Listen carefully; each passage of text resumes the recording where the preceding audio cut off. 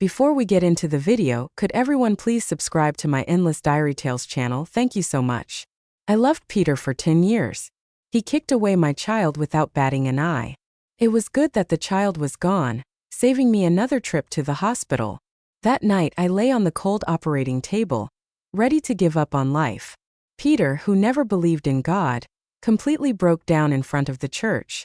As long as Daisy could live, I would give my life to her. Peter came to my apartment, his face flushed with alcohol. "Daisy, I have a child now," he said. I subconsciously touched my stomach, which was empty and deflated. I almost forgot I also had a child once, 3 months in, forced to abort by Peter. My eyes became hollow, sitting on the bed in a daze without saying a word. Peter was disgusted by my lifeless appearance. He often said, "This is what Daisy owes me. Why do you feel wronged?" Tonight, he was perhaps a little too drunk. He didn't harass me. Instead, he patiently held me in his arms and gently said, "Daisy, I hope to have a daughter with you." With me? What does his child have to do with me? I couldn't help but laugh a lonely laugh. "Peter, I want a child too. I want to get married." Peter froze in unbuttoning his shirt. He took a cigarette from the pack, lit it in his mouth, puffing out smoke, taking a deep drag. Suddenly embracing me, all the smoke blew into my face, choking me. I coughed madly. He bent his eyes, smiling. "You too." After saying that, Peter casually left. With a pale face, I sat on the windowsill, sitting through the long dark night until dawn. The next day, as soon as I arrived at the office, an unexpected guest awaited me. The pretty girl who had just hooked up with Peter, holding a cup of coffee as if to splash it on my face. I subconsciously raised my hand to defend myself. The scalding coffee spilled all over me, burning painfully. Seeing cold sweat seeping from my forehead, she looked pleased. "Daisy, if you seduce Peter again, it won't be coffee next time." This wasn't the first time I had been warned by one of Peter's women. In the past, I would fight back. But now I was terrified. And so were the other colleagues. When a woman came looking for me, they gathered around to watch the show, enjoying my embarrassment. Because everyone looked down on me. In their eyes, I was Peter's hidden mistress at the company. A secret to be kept in the dark. But they didn't know that Peter and I were each other's first love. We had been together since high school. What were they doing there during work hours? When Peter arrived at the company, his short hair slightly disheveled by the wind, standing in the shadow outside the door, he looked like someone not to be messed with. "Peter." The girl who had been provoking me a second ago immediately changed her tune, sweetly calling out to Peter. Ignoring their flirting, I wanted to quietly retreat. "Why are your hands so red? Go put some medicine on them," he said. Following the voice, I noticed the presence of a very cold man standing beside Peter. I gave him a nod of thanks, intending to leave. "Stop!" Peter halted me, his expression growing even more hostile. He took a few steps towards me. Fiercely grabbing my scalded arm, I cried out in pain. "Am I allowing you to leave? Clean up this place." Seeing him treat me this way, the woman leaning on him smiled triumphantly, finally at peace. I had always said that I was the person Peter hated the most. But why wouldn't she let me go? Peter doted on that woman. That night, he brought her to my apartment. They kissed on my bed. I discreetly closed the door behind Peter. As the door closed, leaving only a crack, Peter seemed to sense something and stopped. He commanded me, "Daisy, the coat is worn out. Go buy me a new one." I numbly nodded.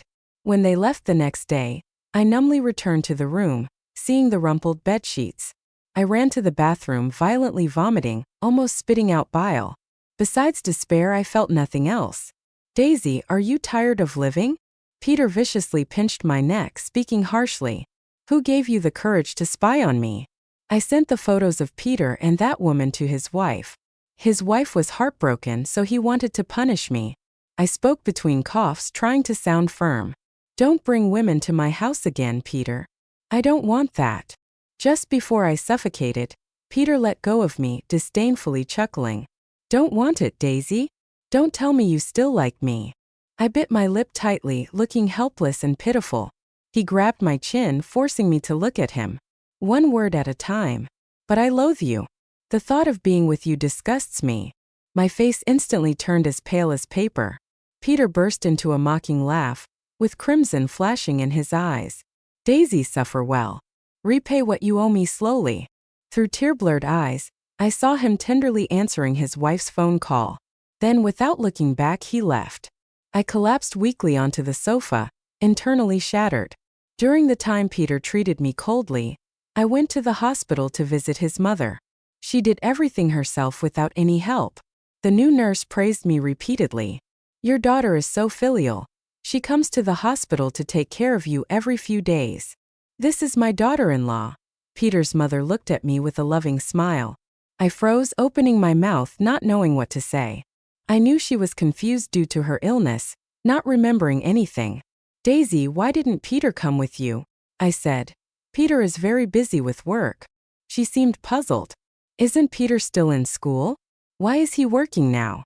I casually made up a reason. She was easily appeased and didn't continue to question. But as I massaged her, she suddenly asked, Daisy, where did your uncle go? Why hasn't he come to pick me up? I heard the sadness in her voice. I fought back tears, soothing her softly. Uncle will come to pick you up in a few days. You're lying to me. She suddenly turned around, her face twisted with fierceness. He's dead. He won't come back. I was stunned for a moment as Peter's mother picked up a fruit basket and smashed it on my head with all her strength. She remembered. My heart was pounding. She suddenly went hysterical. Get out. You are the daughter of a murderer. Get out. It felt like my feet were filled with. It was difficult to lift them. I stood there, bowing my head, willingly taking on all her anger. Before long, doctors and nurses rushed in, separating us. Seeing her sedated and lying unharmed on the hospital bed, I felt like a zombie. Miss Daisy, wait. As I reached the corner, I heard a gentle male voice behind me. Realizing he was calling me, I stopped and turned around. I saw a young doctor standing in the corridor, wearing a white coat, tall in stature, with a cold and composed demeanor. He walked towards me, noticing the blood on my forehead, his brow furrowed. Let me take you to get that wound bandaged, he said. I remembered there were many healthcare workers coming to the ward, but he was the only one who noticed my injury. My mind slowly cleared, and I started to feel the severe pain in my head. It was as if the pain was making me more alert. I shook my head feebly, saying it wasn't necessary. He, as if having a professional obligation, took me to the neurosurgery department without allowing any refusal. Why didn't I hide? While he was treating my wound, he softly asked me. I seldom show emotions in front of strangers, but perhaps the pain from the stitching was too much that I couldn't help but clear my throat. I can't hide, I said. There's already someone hiding in my family. Even the police can't find him. I can't have a guilty conscience and run away. After he finished bandaging me, the doctor took off his gloves and patiently told me, standing still in one place will only cause you more harm. He removed his mask. Perhaps you can tell me, and I can try to help you figure things out. My eyes widened, tears welling up again. I realized he was the gentleman who helped me with my wound a few months ago at the company. This was the second time he kindly offered help to me. I tried to say something, but that's when I noticed the gaze from outside the window. It was Peter. Daisy, come with me. Peter came in with a menacing look and tightly grabbed my wrist, leading me out of the consultation room. Peter, don't treat her like this, the doctor said coldly, trying to stop him. When did you start meddling in other people's business, Johnny? Peter's temper flared up. In an instant, tensions rose and the air became tense. I didn't want Johnny to get into trouble because of me. I spoke up to break the silence.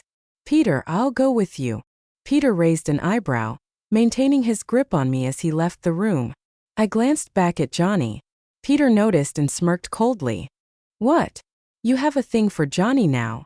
Even though he no longer loved me, he wanted to interfere in whether I liked someone else. Even if I didn't want to explain. My silence completely angered him. He harshly pressed on the freshly stitched wound on my head, laughing coldly. Daisy, what can you do if you like him? Who would like a secretary warming a bed? I bit my lip, remaining silent despite the pain. He dragged me into the car as if he were crazy. Roughly pushing me over, he drove off. Peter, don't touch me, please, not here. I begged as my whole body trembled, my voice hoarse from crying. Peter seemed to sober up a bit and tossed me into the back seat. The atmosphere inside the car became extremely oppressive. Suddenly, a couple in school uniforms appeared in my line of sight. The boy was riding a bike with the girl wearing ponytails. He looked at her tenderly, and she had a happy look on her face, the wind lifting their school uniforms like sails in the summer. Peter stopped the car. We gazed foolishly at the young couple's backs. The traffic lights blinked on and off, and the shadow of the student couple disappeared into the night. In that moment, I truly realized that some things once lost could never be regained. Peter, let's go our separate ways. I spoke almost subconsciously, my voice soft and nasal. He turned back in disbelief, his face turning ominously dark. Tears streamed down my face and I said, "I'll repay what I owe you in a different way.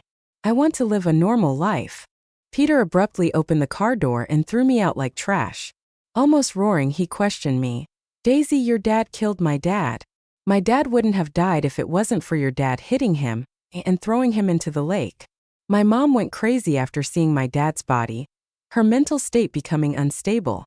"Our family fell apart because of what your family did. Your dad fled in fear, and he's still not caught. How can you, the daughter of a murderer, have the right to live a normal life? Tell me, what gives you the right?" I was left speechless by his outburst. Peter left me on the side of the road, his phone in his car making it impossible for me to get a ride back.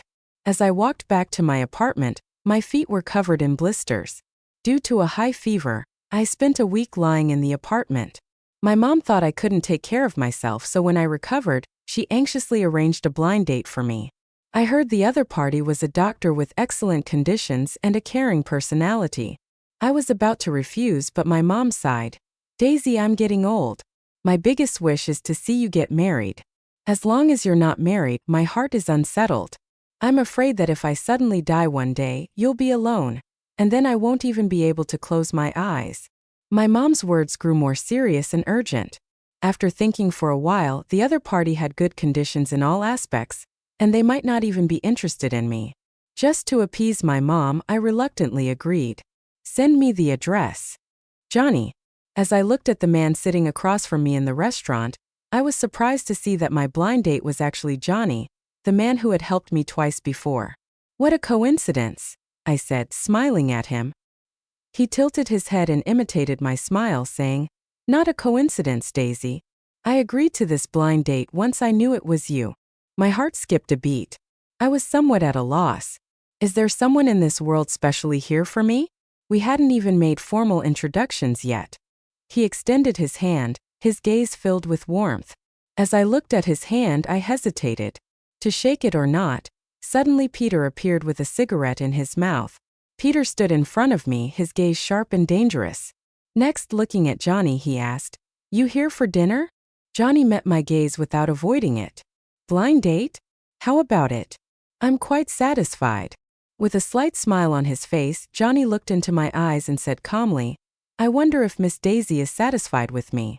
Before I could respond, Peter's face turned completely cold. He spoke up first. "Your taste is not that great." This sentence instantly dropped the atmosphere to freezing point. I pursed my lips, feeling quite low. The girl I liked, she was the best girl in the world. Johnny gently spoke up, his words resounding. I widened my eyes, looking at him in disbelief. He chuckled softly, looking at me with confidence. Warmth gradually enveloped my heart. Suddenly, Peter sneered. "The best girl." He approached me, gripping my chin with one hand, mocking. "You mean Daisy? When she was in college, I slept with her every time without protection. Oh well, she would obediently take pills. One time she forgot, so I took her to the hospital to have an abortion." I felt like I could hear my brain crashing. I was completely speechless. I sat there stiffly, feeling as if my heart turned to ashes. Peter, getting agitated with veins popping on his forehead, challenged Johnny. "She's nothing but a withered flower. Do you still want her?" Johnny smiled gently. "I won't marry anyone but her." This angered Peter, his face turning red. "You want to marry Daisy? Forget about it. Daisy is a living person, not some object for you to play with. Peter, please respect her. It's none of your business to interfere in our affairs." Johnny turned to me, looking at me sincerely. Daisy, choose for yourself, okay? I opened my lips wanting to speak, but Peter's phone suddenly rang, interrupting me. After listening to the call, he looked a bit flustered. Daisy, there's an issue with your responsibilities at work. We need to go back to the office. My mind was buzzing as I was forced to leave with him. As I turned away, I saw Johnny's eyes dim. In that moment, I quietly lowered my head, feeling uneasy. When I came to my senses, I asked Peter, "What happened with the work?" Peter didn't reply. The car continued driving. After a while, he casually asked, "If I hadn't mentioned the work issue, would you have come with me today?" "No, I wouldn't." After hearing my answer, he slammed on the brakes. Turning to me, he looked bewildered and lost. I calmly met his gaze with no ripples in my heart. In that moment, I realized I might not love him anymore. Since then, Peter and I fell into a cold war. He shifted me to a different position, no longer making me accompany him to social events. I was left in the project team working day and night. After a few weeks, not only did my dark circles deepen, but something more terrifying happened. My hormones were out of balance. My period was late. I took sick leave with Peter. He looked at me with a complex expression. On the way in the car that time, he asked, "Did you take the pills?" It struck like thunder out of a clear sky, leaving me stunned. I closed my eyes, feeling increasingly anxious. Ignoring him, I quickly took a cab to the hospital. The doctor moved a device across my belly, making me tense up. After a few minutes, she finally stopped. Pointing at a spot on the screen, she said to me, "You're pregnant. This is your child, currently very healthy, but your uterine wall is too thin, prone to miscarriage. Many women are unable to conceive again after a miscarriage. You must be careful." I stared at the screen in disbelief, my mind blank. My heart suddenly stopped beating. I even forgot to breathe. 2 years ago, before Peter got married, I had been pregnant before. Anxiously and joyfully, I told Peter about the news. He casually replied, "You don't have to tell me. If you have a child in the future, take care of it yourself." My heart shattered into pieces. This was my first baby. I instinctively protected him. I didn't want to give up on him. "Peter, please don't treat the baby this way, okay?" Peter responded word by word. "Daisy, your child is despicable. He doesn't deserve to live in this world." My blood stopped flowing and I stiffened, covering my ears. I didn't want the baby to hear curses from his biological father. It's too pitiful to be Daisy's child. He hadn't even been born yet, and he suffered so much. I couldn't let him go through the same torment as me. When I was crying miserably, I finally convinced myself. I went to the hospital with Peter for the surgery. Later, I lay in bed for a month, suffering from constant high fever and sleepless nights. Even if I managed to fall asleep, I would hear the baby in my dreams asking, "Mom, I'm good. Don't give up on me, okay? Why don't you want me? I hate you." I got up from bed, sat on the windowsill holding my head, crying uncontrollably, unable to stop. At that moment, I wanted to die. When I was in my most painful moments, where was Peter? He casually informed me, "Daisy, I'm getting married." From that moment on, I utterly despised him. And then I started paying attention to the company's tax returns. But fate had a cruel sense of humor. Just as I was about to give up on Peter and make a comeback, I found out I was pregnant with his child. What made it worse was that if I miscarried again, I wouldn't have a chance to be a mother in this lifetime. I didn't know how I got back home. I didn't know how Peter's wife got in. She sat on my couch with the demeanor of a hostess. "Daisy, I've been waiting for you for a long time." My eyes involuntarily glanced at her round belly. I heard she was close to giving birth. Peter was looking forward to this child. "Do you have time to chat?" Her voice brought me back to reality. I weakly smiled. "What do you want to talk about?" "Peter hasn't been home for a long time. Have you been together all this time?" The company had just taken on a new project and had been quite busy, so everyone had to stick together day and night. "Does the project need to be done in bed?" "Miss Helen, please watch your emotions." I looked at her belly and patiently explained. I learned that not only I and the boss were working overtime during this time, the whole project team was also working late. "If you don't believe me, you can ask others." Helen sneered a few times. "Daisy, do you really think I don't know what kind of relationship you have with Peter?" I looked darkly at her, saying nothing. She looked haughty. You're just a mistress who can't stand in the light. Do you know why I didn't take care of you? Because countless women threw themselves at Peter, and I found it exhausting to deal with each one of them. Peter is a man. You let him take advantage and he won't suffer. But you shouldn't push your luck and cling on to Peter. She took out her phone and blatantly took a picture of my face. Daisy, do you want to force my husband to divorce me and marry you? I smiled wryly and replied calmly. Helen, the one who has been harassed is me, not Peter. Also, Peter and I have been together since high school. And this year marks our 10th year together. When we haven't broken up yet, he married you. The one who deserves the title of mistress is you, not me. I didn't want to engage in meaningless arguments with her, so I lowered my voice. Helen, the one who has betrayed me is Peter. This man is the main culprit, and both you and I are victims.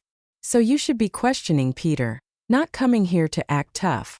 Helen widened her eyes, her lips trembling as if she couldn't believe it. It's impossible.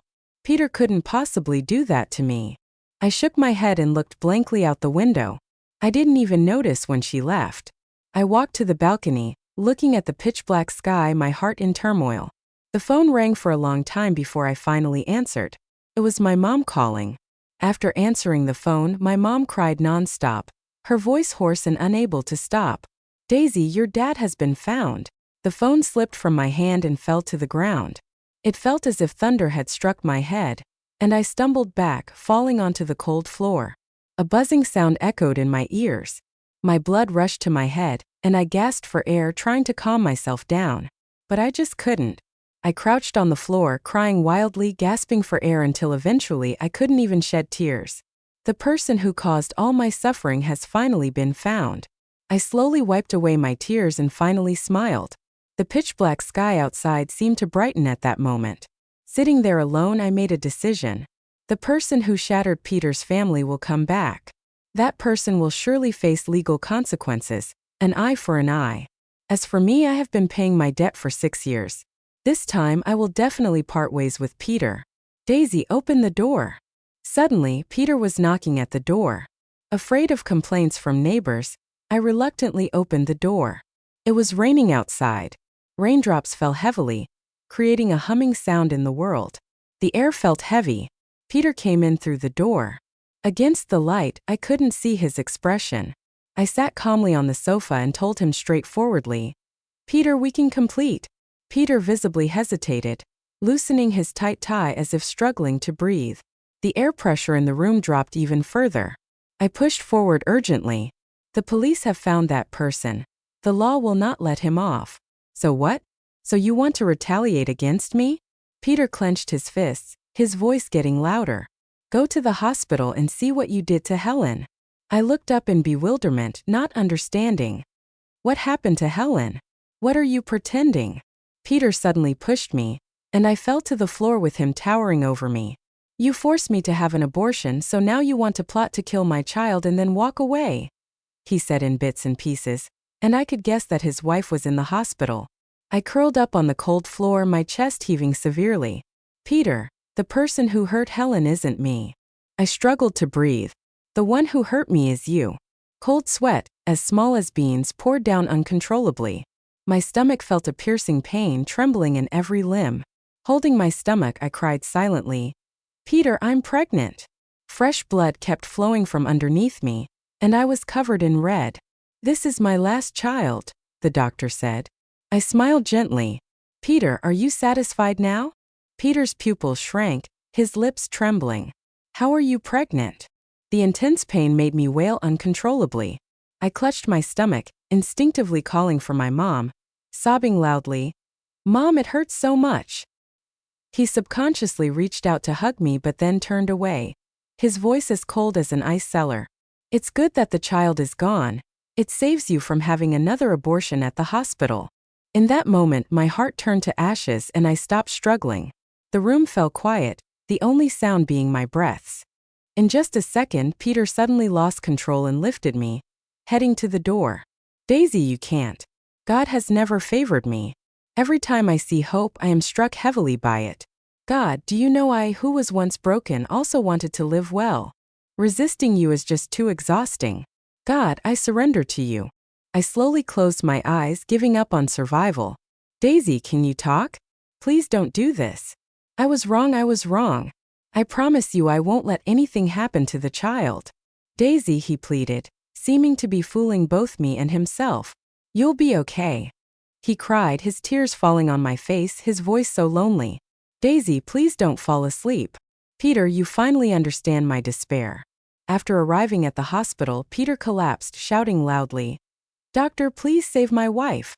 No matter how much he cried, my heart remained as calm as dead water. In the emergency room, the doctor solemnly said, she was already at risk of a miscarriage and now experiencing heavy bleeding. The baby won't make it, and her own life is in serious danger. We need to proceed with surgery immediately. Peter knelt on the ground, completely devastated. A scene flashed through his mind.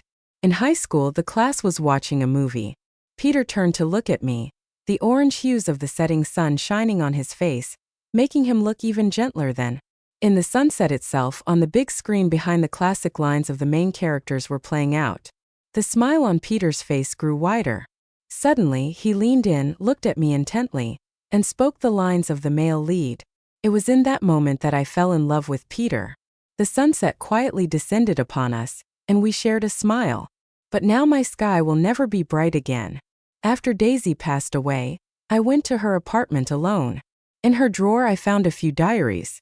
I read through them in tears. Daisy grew up in an unfair family environment. When she was born, her father was displeased, asking her mother, how could you give birth to a girl? Her mother, a housewife who dared not speak up, even complained about why the baby wasn't a boy. No one loved her at home, and even her name was casually chosen. In her hometown, the streets were filled with daisies every May, the season she was born. Her father pointed to the flowers in front of their house and said, let's just call her Daisy. Daisy's father worked as a taxi driver in another city and often lived apart from her mother. When her father didn't come home for Chinese New Year for several years, her mother took her to find him. You have someone else outside. You must let mom and your daughter stand in front of you and look at you. Her mother insisted on not getting a divorce. Her father beat and scolded them, but in the end, allowed them to live with him. Luckily, Daisy excelled academically and was soon admitted to a good school. That's where she met Peter. Later, Daisy transferred to the local high school. Peter was her desk mate, handsome and from a well-off family. He was a prominent figure in school. Daisy was not good at socializing, a bit insecure, always writing in her notebook after class. They were like two parallel lines that would never meet, each on their own path. But Peter was the class monitor.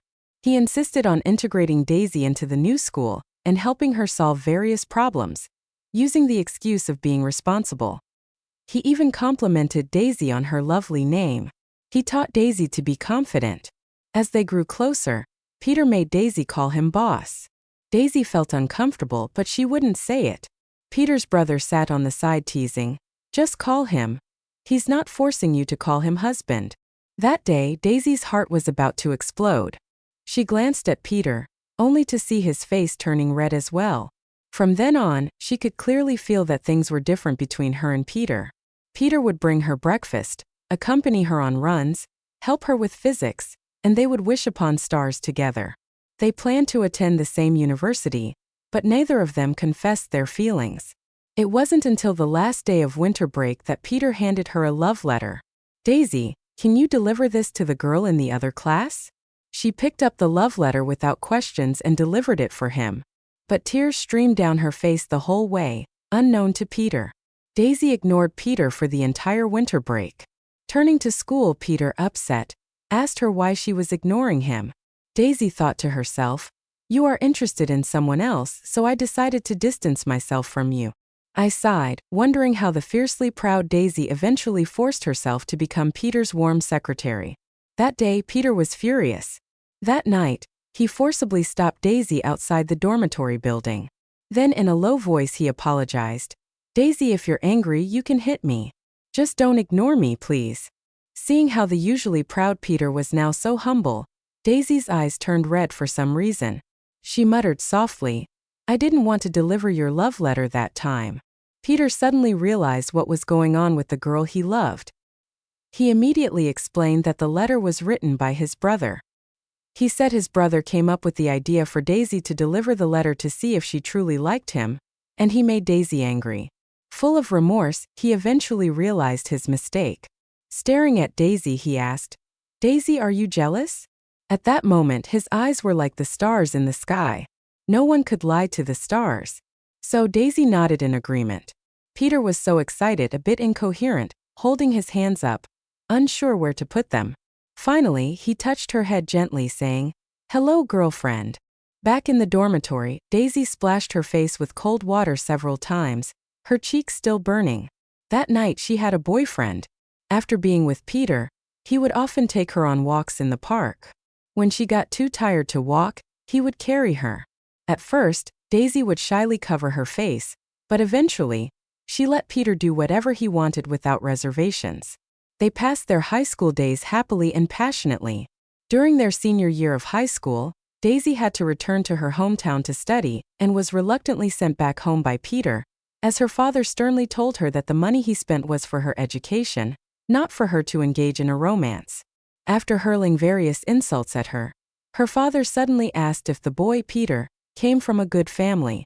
Daisy thought about all the unique gifts Peter had given her and nodded. Her father's demeanor changed immediately. "You should keep in touch with this boy, girl. Studying won't get you anywhere. Even if you go to a good university and find a decent job, it's not as good as marrying well. I've invested so much in you. It's all accounted for, and you will have to pay it back in the future." Daisy felt suffocated by her father's words. She despised him. She didn't want to become a parasite on Peter. She wanted to study hard, get into a good university on her own merits, find a good job and strive for a bright future. Daisy wanted to be her own solid support, not relying on anyone else. Eventually, Daisy returned to her original city and attended the same university as Peter. The two of them became a well-known exemplary couple on campus. Those who knew them said, "If Peter and Daisy don't get married, there will be no true love in this world." Daisy firmly believed this. High school to university this year marked their 4th year together, having surpassed the honeymoon phase long ago. But they were still deeply in love every day, knowing each other's preferences. They were so happy that even the heavens were envious. Suddenly, a shocking tragedy completely shattered them. One day, while having lunch, Daisy received a call from her mother. Daisy was puzzled and asked what had happened. Her mother said that her father had caused a hit-and-run accident while driving under the influence, taking away all the family savings and running away with his mistress. Her mother blamed Daisy, saying, "If only you were a son, your father would never have abandoned us." Daisy couldn't even cry. She never imagined her father could cause such a huge disaster. A hit-and-run, a crime she never dared to think about. Trembling, she asked her mother about the condition of the person who was hit. The answer shook her even more. Her father didn't want to take responsibility, so he threw the man into the lake. In that moment, Daisy felt like her world collapsed. Her father had no education, didn't understand the law, and was ignorant in every way. She recalled an incident from when they were living in their hometown. Her father had been in a car accident before and killed a large dog. Daisy was terrified, and she cried and begged her father to bury the dog. But her father didn't care at all. He had no respect for life and cooked the dog before forcing Daisy to eat it. Refusing to comply, Daisy only ate vegetables for dinner. Her father laughed and asked if they were delicious. Daisy vomited all day, never touching meat again. Years passed, but her savage father remained unchanged. When he hit someone, his first thought wasn't to help but to cover his tracks and maliciously submerge the victim in the lake. What if that innocent person was still alive? Daisy dared not think about it and immediately called the police. Shaking with fear, she dialed Peter's phone number. No response. Daisy was filled with anxiety as no one answered. In the evening, Peter finally picked up. Daisy was in tears. "Peter, where are you? I want to see you." Peter's voice on the phone was hoarse and hard to understand. Daisy took a long time to comprehend. Peter's father had been hit by someone, and his body was thrown into the lake. A few days later, Peter returned to school, hugged Daisy and wept. It was the first time Daisy had seen Peter cry. She dared not move, holding Peter and crying with him. "Peter, my father is gone. What should I do? My mother will go crazy when she finds out. Daisy had met Peter's parents. His father was kind, his mother gentle. Knowing Daisy was Peter's girlfriend, they not only didn't look down on her poor background but respected and cared for her enough. Daisy couldn't accept their affection, but the gentle aunt patiently assured her that from now on, she was part of their family. The aunt liked her very much and hoped Peter would marry her soon. The uncles said, "If Peter ever mistreats Daisy, I will break his legs," Peter retorted. "If I mistreat Daisy, you won't have to do it, Dad. I will break my own legs." But that atmosphere was no more. It was all destroyed by Daisy's father. Daisy hated her father and herself. Why was she the daughter of such a beast? Not long after, Peter learned the truth. He angrily questioned Daisy. "Why was it your father? Why did it have to be your father?" He broke down in tears. The coroner said, "My father drowned. If your father hadn't heartlessly thrown him into the lake, my father would still be alive, Daisy. From now on, consider me a stranger. If you ever show up in front of me again, I will not spare you." Daisy's father killed such a good uncle for her. He drove the gentle aunt insane. After that, the savage man disappeared. Daisy couldn't be like her father, callous and heartless. She couldn't hide, yet couldn't face reality. She was overwhelmed with guilt. She stubbornly stayed by Peter's side. Even if he hurt her again and again, told her to leave, she wouldn't. She couldn't bear to see the once gentle and cheerful young man become the demoralized, world-weary one he was now. Finally, one night she and Peter made love. Peter vented his emotions wildly, and she endured the pain. Despite everything, she still loved Peter deeply. After graduation, Peter started a business with some friends. Daisy joined their company and became Peter's loyal secretary. Peter continued to torment Daisy in various ways. Daisy endured it all with the love she held for him before. After all, they had truly loved each other for 4 years. If it weren't for that accident, they would have been married by now. When did Daisy start to hate Peter? I think it was 2 years ago, the day Peter married me. She hated him. She wished she could kill him. I suddenly remembered on the day I married Peter. He pronounced the bride's name wrong. "My name is Helen," he said. "Daisy, will you marry me?" In fact, I knew Peter didn't love me. Our marriage was just an accident. When I was traveling, I bought some flowers locally, thought they were beautiful, and proudly wore them on my head. Peter saw this gesture. He asked for my contact information. Later on, we interacted calmly and inexplicably got married. Looking back now, he truly loved Daisy. But he couldn't get over himself. Dad was murdered, Mom went insane, and the killer fled. The most fatal thing was that damn killer was the biological father of the woman he loved the most. Who wouldn't hate? Who wouldn't hate? But what did Daisy do wrong? After marrying Peter, I knew Daisy was the woman who spent the most time by his side. At first, I didn't know about the 10 years of entanglement between her and Peter. I thought she, like other women, was striving to rise to a higher status. Even though Peter and I each did our own things, not interfering with each other, I couldn't allow my multi-billionaire husband to be taken away by someone else. So, with a bulging belly, I confronted Daisy with great momentum. That day, I saw Daisy for the first time. She was too thin, with hardly any flesh on her body, as if a gust of wind could blow her away. She looked up at me with a lingering sadness in her eyes. I stared at her fiercely and scolded her. She answered calmly, striking a blow to my soul. She said she had been with Peter for 10 years. Yet Peter married me. But she had never resented me as a fellow woman because the main culprit was Peter. We were all victims. At that moment, I suddenly realized I even felt a bit unable to lift my head. The one who did wrong was obviously the man. Why did I, without even thinking, want to blame Daisy for Peter's infidelity? In a daze, I went home and coincidentally Peter was there. I confronted him directly. "Let's get a divorce, Peter." Without even lifting an eyelid, he said, "Okay." His arrogant attitude thoroughly angered me. I scolded him. "Peter, you are truly hypocritical. You never actually loved me." He remained unaffected. I sarcastically exposed him. "You love Daisy, don't you?" He suddenly raised his head. "What does Daisy have to do with anything? Don't go looking for her." Peter's response made my stomach ache with anger. My waters broke. I was taken to the hospital. Peter received a call, turned, and went to Daisy's house. The call was from the police station. The authorities informed Peter that the animal had been caught. Peter was afraid that if Daisy found out, he would cut ties with her decisively. So he rushed to Daisy's house, not letting her leave.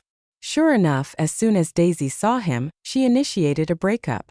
He deliberately changed the subject, using me to provoke Daisy. In the intense argument between the two, Daisy was pushed by him. He belatedly realized that Daisy was pregnant. The child didn't make it. Daisy bled heavily and couldn't be saved. The doctor told Peter, "She had a weak will to survive. We did our best." Peter knelt down in remorse, willing to trade his life for hers. However, Daisy couldn't come back. After Daisy's death, I questioned myself. If that day I hadn't argued with Peter, would I still have ended up in the hospital? Would Peter not have used me as a reason to harm Daisy? Would Daisy still be alive? Daisy, I'm sorry. The day Daisy passed away, I happened to give birth to a daughter. I named her Candy. I hope that her life will be as sweet as candy. The father of this child is not Peter. That night, Peter got drunk. He thought we had slept together. But we never did. I handed over the company's tax documents found in Daisy's house to the police. The next day, the police took Peter away. I liquidated all his assets, split into 3 parts. One part is kept for raising my daughter. One part is used to establish several Hope primary schools in Daisy's hometown. The last portion I handed over to Daisy's mother. Her mother and I talked a lot. She said her Daisy had always been obedient since she was young. But she didn't treat Daisy well. Raising Daisy didn't seem like raising her own daughter, but rather like raising someone else's daughter-in-law. She demanded Daisy to be obedient, and virtuous Daisy had to do a lot of housework from a young age. Her hands were covered with frostbite, and she had to wash clothes in the icy river after school. While other kids could play carefreely, Daisy couldn't. She had to cook. After preparing the meal, she would go to the nearby gambling house and call her mother back to eat. Later on, Daisy's father ran away with his mistress, taking away all the family's savings. When her mother was left with nothing, she finally remembered she still had a daughter. That was when their relationship slowly started to improve. I couldn't listen any longer. I cried and said, "Auntie, before Daisy died, she was calling for her mom. Auntie, you owe her an apology." Daisy's mother sat down, clutching her heart, crying in anguish. I went to visit Peter in prison. His haggard appearance made it hard for me to recognize him. I sighed, trying to calm myself down. I said, "Peter, the company's tax returns were found in Daisy's apartment. I know I submitted them. Daisy didn't have a chance to retaliate against you, so she sent me instead." Peter remained silent. I continued, "I found some diaries at Daisy's house." Peter looked up, his voice hoarse. "Where are the diaries?" I smiled, unchanged. "I burned them." Peter suddenly stood up. The nearby police officers quickly restrained him. His eyes were bloodshot, struggling desperately, howling like a lonely beast. I left casually. Outside the prison, the bright sky was truly beautiful. Johnny's epilogue. I met Daisy in the hospital. She often came to visit Peter's mother, and over time, most of the doctors taking care of Peter's mother had gotten to know her. Many doctors privately praised her, saying Peter had married a good daughter-in-law. When the doctors familiar with Peter mentioned that he was already married but not to Daisy, everyone's expressions changed instantly. But I was curious about what she had been through, why there was always a hint of unshakable sadness in her demeanor. I took the initiative to get closer to Peter. I told him about his mother's condition, and since we were of similar age, we quickly became friends. One day, Peter invited me to visit his company. There was a domineering woman in the company who was bullying Daisy. Daisy seemed to be accustomed to it. I noticed her swollen arm and couldn't help but remind her to apply some ointment. This action made Peter immediately angry. He stood between me and Daisy, viciously berating her. I suddenly realized that if I got closer to Daisy, Peter would only intensify his mistreatment of her. The second time I witnessed Daisy getting hurt was in the hospital. I patiently persuaded her and helped her bandage the wound. She thanked me numerous times. I was really curious about what had happened to her.